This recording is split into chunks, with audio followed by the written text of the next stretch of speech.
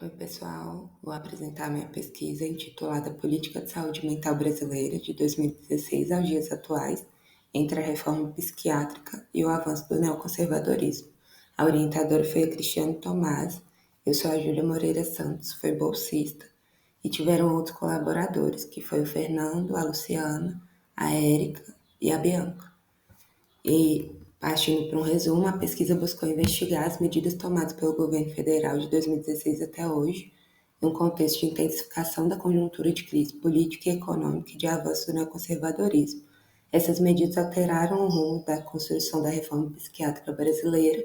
e que até então era ancorada nos pressupostos da luta antimanicomial e também na estratégia de redução de dano. Essas normativas configuraram uma nova política, que por sua vez expressou um ataque à vasta legislação acumulada por meio de lutas, como a reforma sanitária e a reforma psiquiátrica. Os objetivos é fazer um resgate sociohistórico da trajetória da política de saúde mental no Brasil desde os anos de 1970 até os dias atuais, buscando apresentar e problematizar as decisões governamentais a respeito da política de saúde mental através da apresentação de um estado da arte anual de tal decisão. E o segundo objetivo é mapear e problematizar os retrocessos e possíveis avanços vividos pela política de saúde mental no Brasil desde os anos de 2016, buscando identificar se há mudança para reverter esse retrocesso a partir da chegada do poder do presidente Lula em 2023. Para isso, a metodologia utilizada para construir essa pesquisa foi a pesquisa bibliográfica, que se deu por meio da realização de um resgate sociohistórico da política de saúde mental,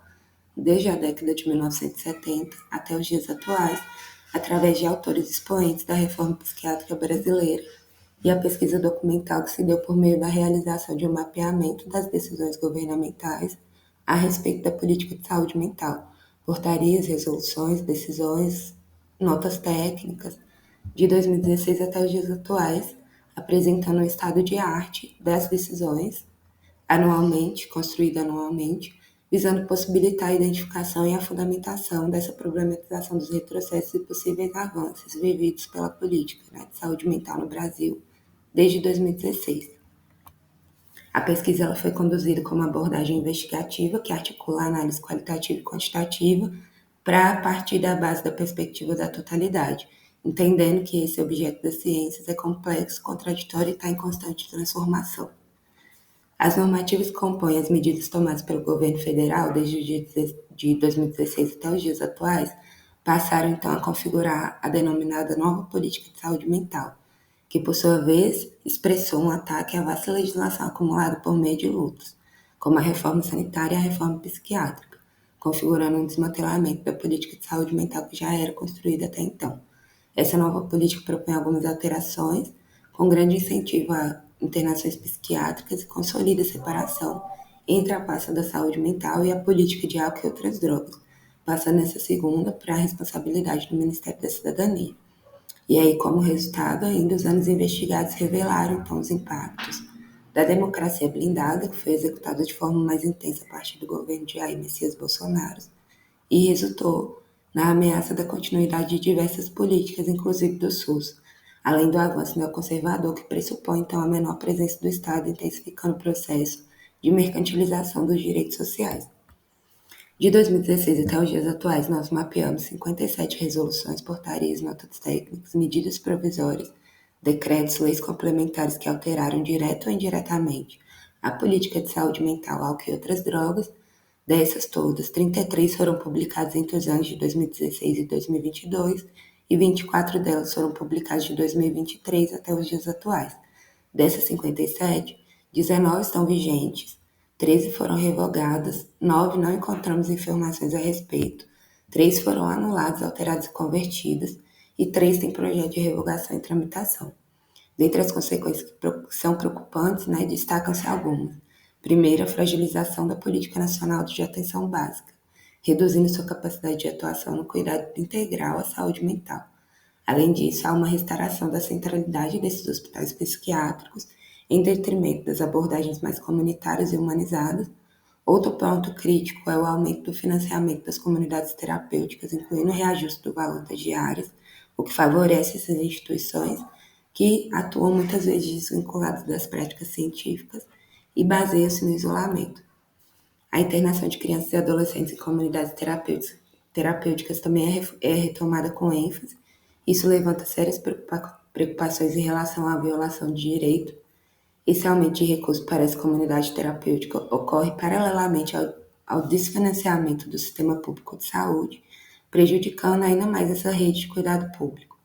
E, por fim, a retomada de várias técnicas manicomiais, como a eletroconvulsoterapia, marcando um regresso a essas práticas do passado. Constatamos que a política de álcool,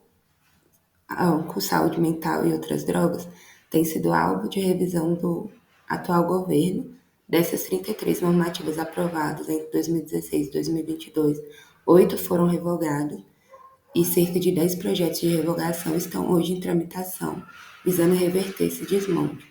Esse cenário evidencia o desafio atual em que se encontra um projeto de política pública, um projeto de saúde pública voltado para esse tratamento em liberdade, com foco na redução de danos e na cidadania, e o avanço das comunidades terapêuticas, que acaba defendendo um modelo asilar, manicomial. Considerando o fato que o atual presidente Lula havia se comprometido com o avanço da reforma psiquiátrica brasileira, os dados levantados e analisados indicam, por um lado, algumas ações nessa direção, haja vista a revogação dessas normativas aprovadas no governo anterior. Por outro, revelam uma estratégia de conciliação de classes adotada por esse governo, na medida que ele mantém o apoio e o financiamento às CTs e aos hospitais psiquiátricos.